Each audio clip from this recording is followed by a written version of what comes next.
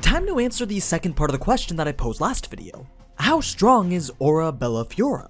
Well, her build is completely different from Are, in the sense that though she may not be this elite spellcaster, she is a master of guerrilla warfare, and has a variety of monsters and savage beasts under her command. So let's see what exactly went into Aura's build that makes her known as being the renowned trainer with the indomitable will. But first, today's a special occasion because I think I can now officially call myself an anime YouTuber since today's video is sponsored by Crunchyroll. Yeah, you heard that right. I didn't think I'd ever get to say it, but you can now use crunchyroll.com/AniNews to sign up for a 14-day free trial of Crunchyroll Premium. Not to be confused with the regular version of Crunchyroll that anyone can access. With Crunchyroll Premium, all anime and drama titles they host are fully HD and ad-free. So you can binge your favorite isekai like Overlord, The Rising of the Shield Hero, or my current favorite, Isekai Quartet, completely uninterrupted. Not to mention that they're all professionally subtitled as well. And if you ever get bored of watching anime, which I highly doubt, then you can easily switch over and read some highly popular manga like Attack on Titan or the 7 Deadly Sins. So go ahead and use crunchyroll.com/AniNews, link in the description, to get your 14-day free trial of Crunchyroll Premium today. Now, let's get back to the video. Aura's class archetype is that of a cross between a ranger and a beast tamer. Specifically, she has 5 levels in ranger, 5 in shooter, 5 in sniper, 5 in beast tamer, and another 10 in high tamer. The ranger, as a fantasy role-playing game archetype, is actually based on that of Aragorn, one of the main characters from J.R.R. Tolkien's classic The Lord of the Rings series. You see, before the main events of the plot, Aragorn had been a member of the Dunedain Rangers of Arnor, a secretive group of men who lived in the forest to the north of Middle-earth, and they descended from humans, elves, and half-elves. It's because of this that they had incorporated many aspects of elvish culture into their own. It's for this reason also that rangers such as the ones that we see in Overlord or fantasy RPGs tend to inherit many elvish aspects as well, as in they're usually adept with both a sword and a bow, and skilled at surviving off the land by means of hunting, fishing, camping, and so on. Oh, and they also make for excellent trackers and scouts. Dungeons & Dragons developed and popularized this archetype, and in the edition that Maruyama heavily borrows from, they have various special abilities that can be found in common with the druid class. These include befriending wild animals, recruiting an animal companion to fight in battle, moving through restrictive or dangerous terrain with ease, tracking others while moving at full speed, easily evading certain magical spells, camouflaging themselves in any area, and limited support, utility, or nature-related spellcasting abilities. They could also choose to specialize in 2 types of fighting, either with 1 weapon in each hand or through a bow, and they would gain various bonuses depending on which specialization they chose. But out of these ranger aspects that I've mentioned, as far as spellcasting is concerned, it's not been specified that Aura has any of these capabilities.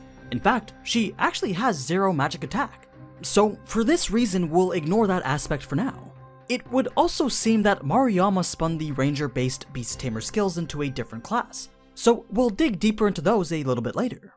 Now, one of the core features of Yggdrasil that heavily applies to the ranger class was the need to level multiple different classes in order to complete a single build. If you recall, no class in Yggdrasil had a higher level than 15, so players were forced to pick and choose between the ones that they wanted to specialize in until they got to level 100. But that didn't mean that you had to spread yourself thin across unrelated types of classes. No, Yggdrasil had many nested class trees, meaning as you progress through the game with a single base 1, more classes related to it would be unlocked, and you could start investing levels towards those.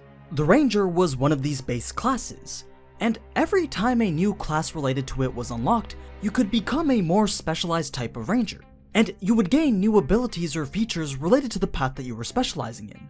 Now, while most Ranger class capabilities are unknown, we do know that one of its core features in Yggdrasil was stealth and stealth detection. This made Aura extremely proficient at tracking, so many of the Ranger-derived classes appear to grant player improvements to both their stealth and stealth detection related skills. Though to get the full benefits of these improvements, you'd have to consistently level into classes that built upon the Ranger-based class, otherwise you'd only be partially skilled at them. This was important because powerful concealment spells and higher level stealthy enemies required more levels in Ranger-related classes to detect. To put it simply, a very specialized rogue or powerful illusionist spellcaster would have to be countered by an equally specialized Ranger. And considering what we've talked about so far, it's probably clear that all of Aura's known classes could very well be Ranger subclasses. I mean, archery specialty and beast taming are major known functions of the Ranger archetype. As for her remaining 70 unknown levels, it could be that she has a few of them devoted to certain other classes, but since we don't know anything about them, there's really no point in speculation. It may be that a few of Aura's classes don't improve her stealth detection, but the vast majority of them probably do, and so it's likely she has the stealth capabilities of a nearly level 100 Ranger. We've actually seen some of this in action. We know for a fact that Aura can see straight through the basic level 3 invisibility spell as if it were nothing. She used it to spot the Naga Ryuvarius, the Serpent of the West, during the events of Season 3 as we see here. She can even see through the level 9 spell Perfect Unknowable, one of Ainz's most powerful stealth spells, which when cast on a target, erases all presences of them, including sight, sound, and smell. That said, her ability to see through it isn't perfect. It only allows her to get a vague idea of the enemy's existence, as well as its approximate location. A similar mechanic also applies to her ability to track or hide from others. She can nearly erase her own presence, as well as spot even the barest traces of her opponent. And so you would need to be a ranger or thief of a similar level in order to spot her hiding from you, or evade her ability to track you. Of course, her stealth ability isn't outright invisibility, but for how effective it was, it might as well be equivalent to the Perfect Unknowable spell. I mean, she was able to effortlessly shadow Ainz in his disguise as Momo while he was escorting the Swords of Darkness through the Forest of Taub, and the Silver Adventurer Lucret never even had a chance of spotting her due to the massive level difference between him and Aura.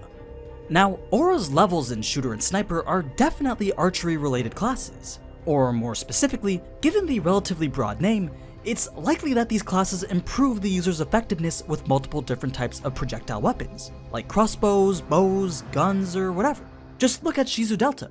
She also has levels in Sniper and her primary weapon is a gun. You might even be able to shoot magic spells or fire a cannon more accurately, but that might be a little bit of a stretch.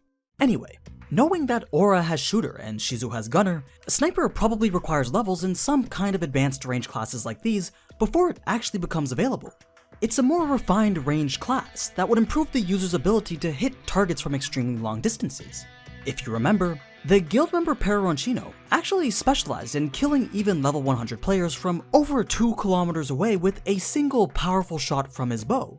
That's not to say that Aura could necessarily do the same. Her classes and build aren't nearly as specialized towards that as his. But the point is that Sniper truly was a class for sniping enemies over a long distance, not just be a better archer. So there's no doubt that Aura has quite a few archery related abilities, but there are only a small selection that are made known to us.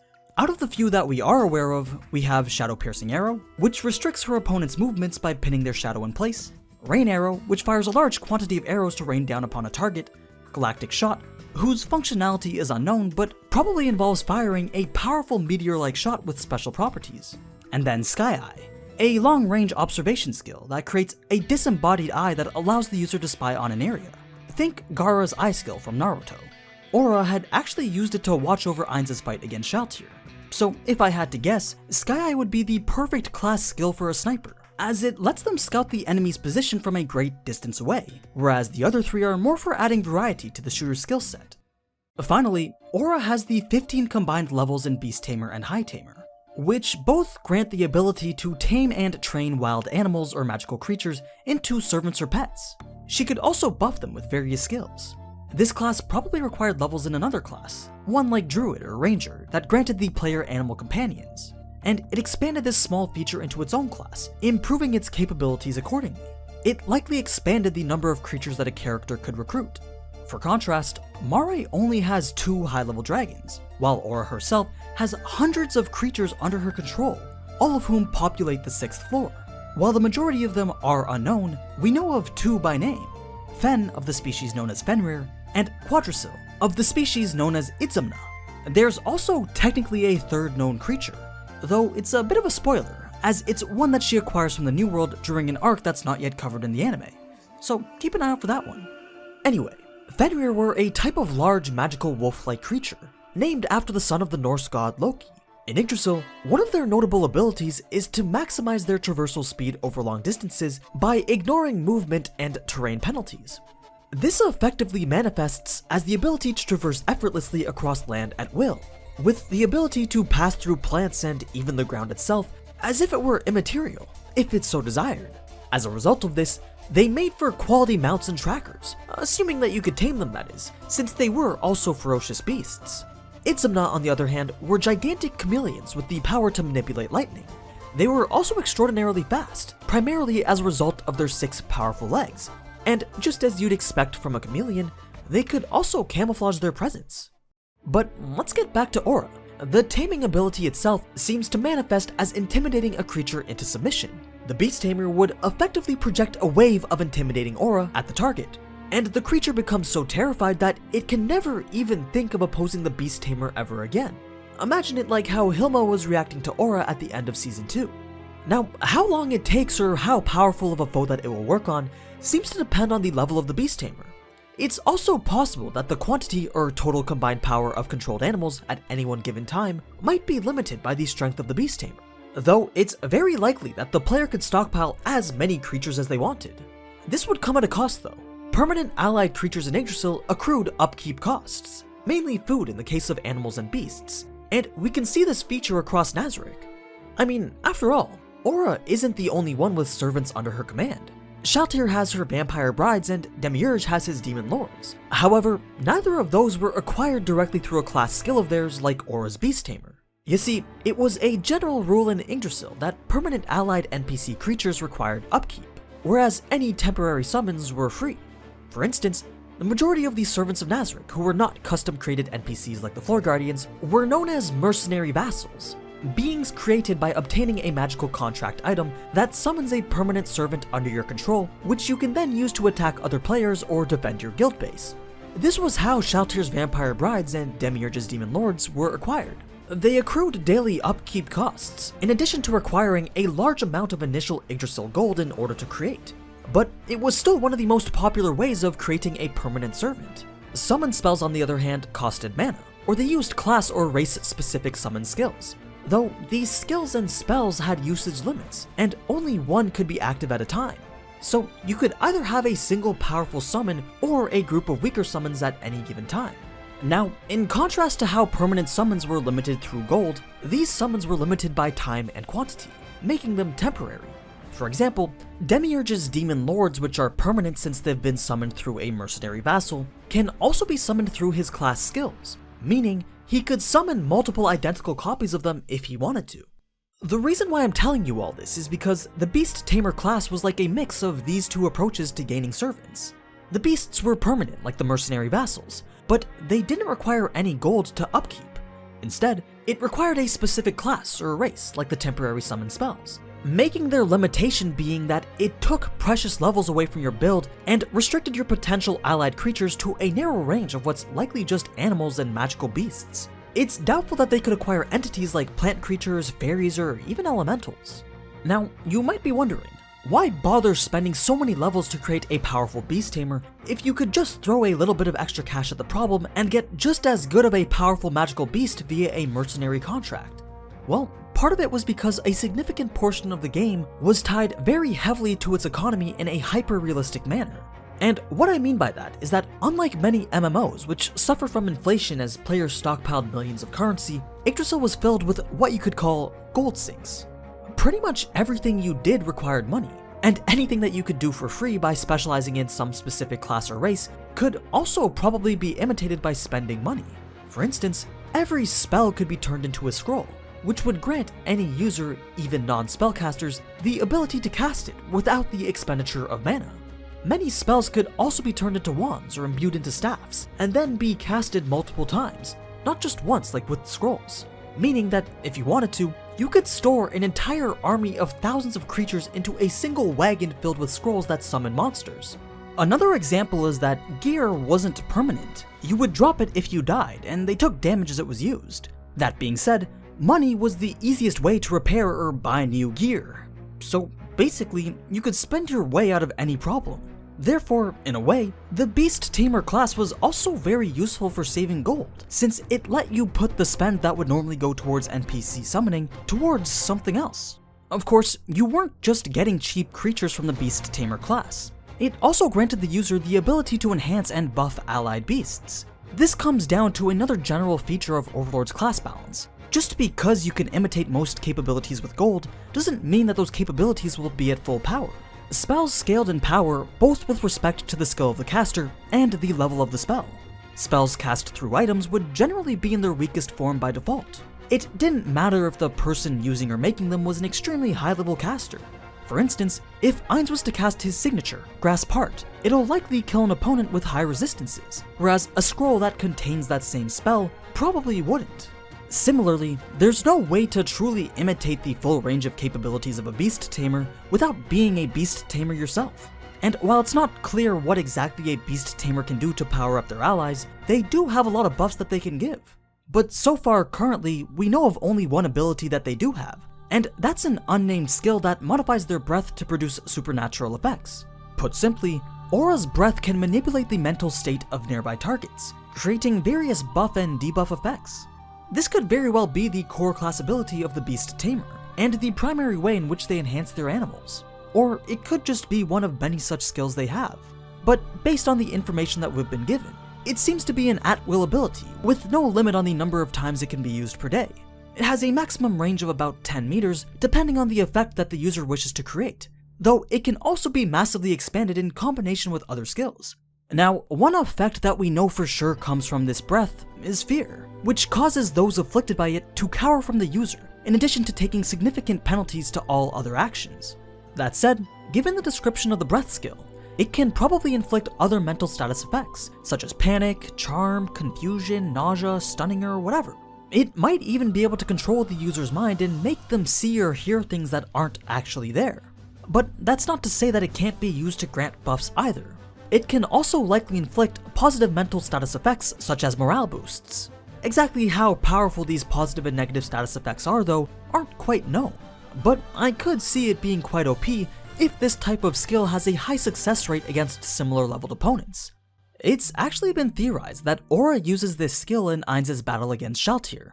We know that during the end of the fight, just as Ainz is about to finish Shalltear off, he hesitates. Aura, who had been monitoring the battle the whole time with her Sky Eye skill, notices this, and she uses some kind of ability to briefly distract Shalltear and ensure that Ainz has time to finish her off. Specifically, Aura makes it appear as if some hostile enemy presence was standing beside her, which causes her to glance towards it for a split second.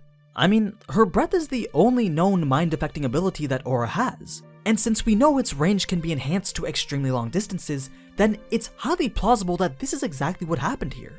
The only issue here is that Shalltear should normally be immune to mind-affecting abilities. Even Aura herself notes that this is a strange paradox. It's possible that, like how Aura can increase the range, she might also have a limited use skill that lets it bypass immunities.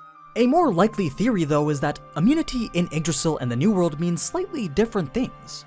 In Yggdrasil, a spell would just fail to have any effect if it was used against a target that was immune. However, in many cases in the New World, it seems that being immune just means that the resulting effect is extremely weak. For instance, during Ainz's fight with Shalltear, he attempted to restrain her with his spell Hold of Rib, despite the fact that Shalltear was immune to mobility restriction effects. But in both the light novel and the anime, we see that Shalltear was immobilized, at least for a brief moment anyway. Still, nonetheless as a result of his spell. Or take Ainz himself as an example. His emotional suppression is supposed to be a result of his immunity to mental effects, but he can still experience brief flashes of strong emotions, albeit only temporarily. Perhaps a similar effect occurs as a result of Aura's ability. It briefly distracts Shalltear, not enough to actually cause the intended effect, but just enough to allow Ainz a window to finish her off. Anyway, enough about this breath skill. To finish off the Beast Tamer aspect of Aura, these levels could also improve her proficiency with a whip. I mean, back during the circus acts of the early 20th century, the whip was a very stereotypical part of the Lion Tamer. Perhaps because of this, the whip appears to be Aura's main melee weapon. If for some reason fighting from long range with her bow wasn't an option, a whip would allow Aura to make use of her natural agility and evasiveness by striking at an enemy from medium range without allowing them to get close enough to hit her. Now, one final interesting thing about Aura's build is that she has the lowest total stat pool among all the known level 100 NPCs, even lower than Demiurge. The main reason for that is that her magic attack stat is 0, and her MP stat is 15. She's just not a spellcaster. But not only that, the rest of her stats are in the low 80s as well. Even if you ignore the MP and magic attack stats of physical attackers like Albedo, Cocytus, or Sebas, their other stats are mostly in the high 80s or low 90s. Mara is so weak, in fact, that her physical attack at 75 is actually tied with her brother's. He even beats her in physical and magic defense as well. Only her HP, agility, and special are higher, which makes sense as Mara is a magic caster class, while she has all her beast tamer related skills. The only level 100 NPC who isn't a better physical attacker than her is Demiurge, since the majority of his abilities are dedicated to summoning, buffing, and supporting his allied demons. Knowing this, it's reasonable to theorize that all of Aura's investment in the beast tamer classes to recruit and buff powerful bestial servants came at the cost of her own combat prowess, which now seems to be a recurring pattern in Yggdrasil. Those with the abilities that support or enhance others are in fact weak themselves. But yeah, that's everything about Aura specifically. Normally, I would now wrap things up and give a general summary on how all these things are beneficial to Aura and Nazarick as a whole, but I think I have enough information on that to do a whole separate video. So I promise that in less than a month, expect a wrap-up video for both Aura and Mare that will conclude their installment in this Overlord series. Now, before I go, I'd like to thank Crunchyroll once again for sponsoring this video. Don't forget, you can use crunchyroll.com/AniNews or the link in the description to get a 14-day free trial of Crunchyroll Premium today. And feel free to let me know in the comments what anime you plan on watching once you're there. Anyway, as always, thank you so much for watching, and if you enjoyed this type of anime content, then you already know what to do. So, until next time, ciao!